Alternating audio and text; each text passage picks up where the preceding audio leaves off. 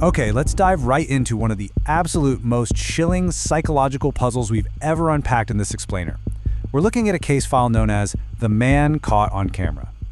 And, it starts off looking like a pretty standard, albeit totally terrifying kidnapping case. But as you're going to see, the evidence quickly morphs this into something far, far more sinister. So, I want you to just keep this one central question in the back of your mind as we peel back the layers of this investigation alongside lead detective Sarah Mitchell. What actually happens when the hunter becomes the hunted? Because we're about to see how one single assumption can completely blind an entire investigation. All right, so it all kicks off with three seemingly totally unconnected disappearances. First up, we've got 29-year-old Emily Carter, who vanishes on a Monday morning. Then, clear across town, 67-year-old Thomas Hale disappears while on his regular morning walk. And then, 5 days later, 21-year-old Ethan Reed vanishes late at night. So 3 different times, 3 different locations. The police were, understandably, completely baffled, right up until they meticulously checked the security footage for each incident. And boom, they found a ghost. But I really want you to think about the precise behavior of this suspect. In all 3 security videos, whether it's Emily with her coffee, Thomas leaving a park bench, or Ethan crossing the street, this same man in a gray coat appears in the frame. But here's the thing, he never interacts with the victims. He doesn't say a word. He simply stands there, stares directly into the CCTV camera for a few seconds, and then just walks off in the exact direction the victim went. It's incredibly eerie. So it takes 2 full days of scouring city cameras to finally get a partial face shot from a nearby bank. Police identify him as a 46-year-old photographer named Daniel Collins. No criminal record, completely off the radar. But when Detective Mitchell and her team show up at his door, Daniel isn't surprised. He doesn't ask for a warrant, he just looks at them, totally deadpan, and says, "Finally, you have arrived." It's this chillingly calm response that instantly upends the whole interrogation. Once inside, Daniel literally doesn't deny a single thing. He even casually opens his laptop, which is just filled with surveillance photos he took of Emily, Thomas, and Ethan weeks before they vanished. But when they ask him why he was stalking them, the whole case suddenly pivots. Daniel opens up this old, 17-year-old folder dedicated to a woman named Amelia Miller. He looks right at Detective Mitchell and drops a bombshell. Amelia is his sister, and 17 years ago, she vanished just like the others. So to really wrap our heads around this, we have to rewind 17 years. When Amelia went missing, right after university, police found no body, no kidnapper, nothing. The trail went ice cold.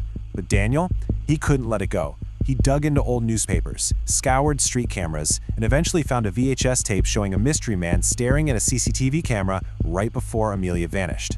Ever since that day, for 17 straight years, Daniel has been on this obsessive crusade to track down that phantom. Now, here is the absolute crux of his defense. Daniel swears up and down he wasn't hunting Emily, Thomas, or Ethan. He tells the police, "I didn't follow them, I knew they would go missing." Basically, he claims he was actually staking out the real kidnapper. He noticed a pattern and firmly believed the exact same phantom who took his sister was targeting these 3 people next. He was just trying to catch the guy on camera to prove to the police he wasn't crazy. But thankfully, Detective Mitchell is incredibly sharp. She reviews the footage again and spots a massive visual discrepancy. Daniel says he's hunting this phantom, right? But think about where Daniel physically positions himself in every single video. He is always standing in a way that deliberately hides a second person standing right behind him. He's blocking the camera's view using the angle of a shop window, a thick tree trunk, or even a passing car. Let's just pause right here, because this is the exact moment the entire narrative flips on its head. Mitchell realizes Daniel is leading them down a completely wrong path. I mean, think about it. If Daniel is actively hunting the man who took his sister, why is he consistently acting as a physical human shield for him? The answer is absolutely terrifying. Daniel isn't the predator. He's not a vigilante either. He's a decoy. So the police immediately pivot the investigation away from Daniel and start digging into the actual backgrounds of the 3 victims to see what ties them together. And they discover a terrifying link. Emily, Thomas, and Ethan all recently visited the Northfield Memory Clinic. It's this specialized facility dealing with memory, sleep, and trauma. Police pulled the clinic's records and find out that over the last 5 years, out of 11 specific patients, 7 have just vanished in the thin air. When they bring in the clinic's old doctor for questioning, they uncover something almost sci-fi. It was a highly secretive study started 17 years ago called the Memory Reconstruction Program. This wasn't standard therapy. The goal was a radical experimental attempt to see if traumatic memories could be literally erased or intentionally altered. And the lead researcher on that project? A man named Dr. Richard Bennett.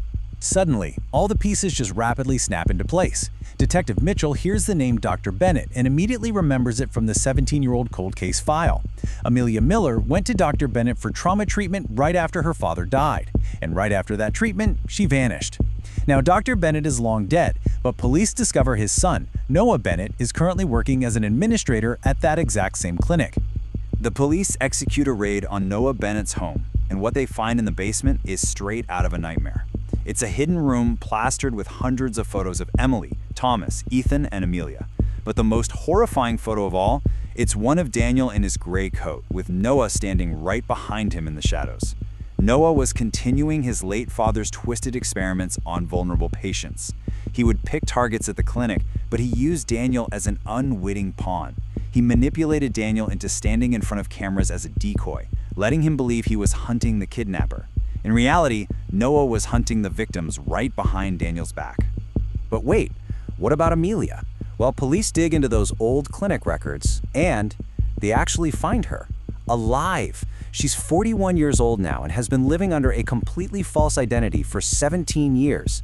When they bring her into the station to see Daniel, he just breaks down in tears, telling her he searched for her every single day. But then Amelia delivers the most heartbreaking revelation. She looks at him and says, "I didn't get kidnapped. I ran away from them." And that revelation right there exposes the absolute devastating tragedy of this whole case. Amelia fled the Bennetts because she realized exactly what they were doing to people. But Daniel didn't escape. After his sister ran away, Dr. Bennett used Daniel as his ultimate ground zero test subject. He wiped Daniel's true memories of that time and planted a completely false, fabricated story in his mind, the story of a phantom kidnapper. So in a final, completely devastating blow, investigators take that original 17-year-old CCTV footage, the one Daniel had been obsessing over, and they use modern tech to restore it. They finally clear the face of the mysterious man in the shadows. Daniel looks at the screen one last time, and it hits him. The stranger he hunted for nearly 2 decades wasn't a stranger at all. It was Dr. Richard Bennett, the very man who broke his mind. The Phantom was just a fabricated character, purely designed to keep Daniel chasing ghosts, while the Bennetts continued their horrific work. This case file leaves us with a deeply unsettling question to wrap up this explainer. I mean, really, how fragile is human memory?